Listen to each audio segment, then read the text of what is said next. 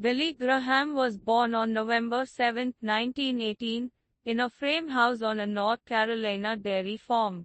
Like many others in their day, his parents were hard-working people who knew the value of a dollar and the meaning of self-discipline. Perhaps less ordinary, however, was their belief in God and devotion to seeking His wisdom and blessing for their family and for a world in need. To them, the Bible was the very Word of God, and their prayers declared their dependence on Him through any circumstance. As the times proved, circumstances were trying and challenging. From drought to depression, dust, and destitution, people everywhere desperately searched the horizon for hope, that place where answers to prayer lives.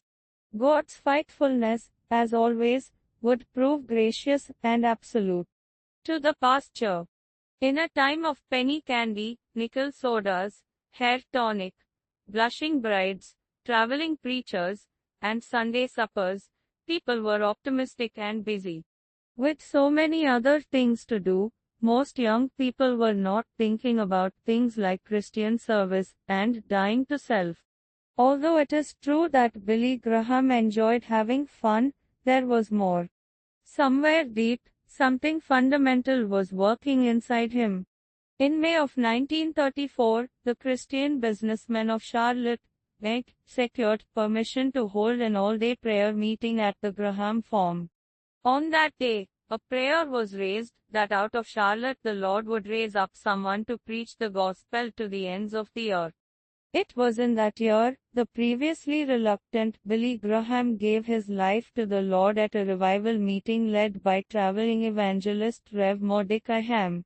At 16 years old, Billy Graham was about to experience the transformation of a traditional farm boy into an instrument of God.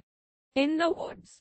In a time of burgeoning modernism, of science and philosophy, Billy Graham walked in the woods one night seeking God's direction for his faith. The answer? The Bible sealed by a prayer, Father, I am going to accept this as thy word by faith. I am going to allow faith to go beyond my intellectual questions and doubts, and I will believe this to be your inspired word. Preaching career begins. After graduating from high school, Billy enrolled at Florida Bible Institute, now Trinity College, and began to lead prayer meetings at a nearby trailer park and downtown Mission Hall. He also preached at a local church as an ordained minister of the Southern Baptist Convention. Other churches began inviting him to speak. In 1940, Billy enrolled at Wheaton College in Wheaton, Ill, studying anthropology. He graduated in 1943 and 2 months later married a fellow student Ruth Matthew Bell, whose parents were missionaries in China. Billy applied to become a U.S. Army chaplain but was told he needed pastoral experience first, and therefore accepted a call to a small Baptist church in Western Springs, Ill. While there, he was offered the opportunity to host a 45-minute religious program called Songs in the Night on Chicago's largest radio station. It was there he met and became friends with Canada's George Beverly Shea, a soloist on the show. In 1945, Billy was invited to become the first full-time organizer for Youth for Christ, establishing a lifelong path for him as an evangelist. National profile. 4 years later, while Billy was conducting evangelistic meetings in Los Angeles, the news media began covering him.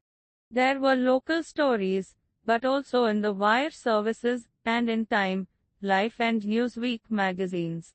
What was initially supposed to be a few weeks of meetings attracted such large crowds that they continued for months. Shortly afterward, Billy began a national weekly radio program, The Hour of Decision, that continues today on hundreds of stations in the US, Canada and overseas. During this very busy period, it became apparent that a formal organization would be needed to manage the growing momentum of a ministry that was once informally known as the Graham-Burroughs campaigns.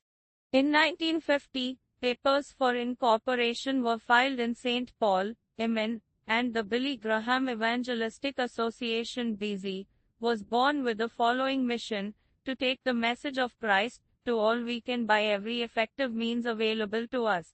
Since then, the BG has been comprised of a team of men and women who work and pray behind the scenes and in plain view to make it all possible.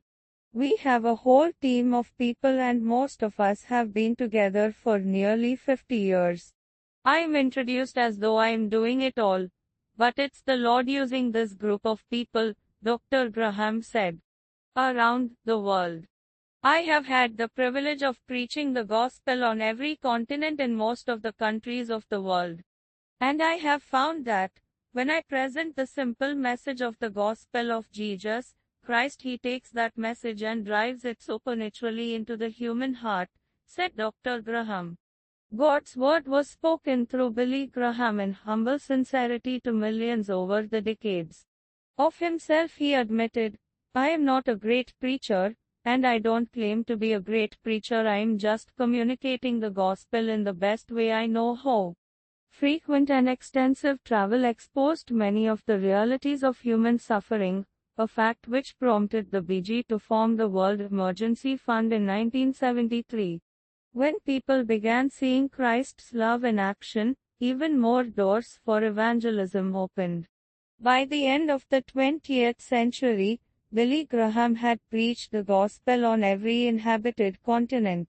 Today, the same message is communicated to hundreds of thousands, bridging gaps of distance and change. Of this new day, Dr. Graham said, God has given us new tools to do his work, electronic and visual tools, such as radio, films, television, and telephones, and each of these has played an important role in the expansion of our ministry. From living room audiences, gathered around radios and television sets, to packed stadiums, images of God at work in the world are entrenched in the hearts and memories of generations. Taken literally is the invitation to come just as you are to Christ, and countless lives begin anew.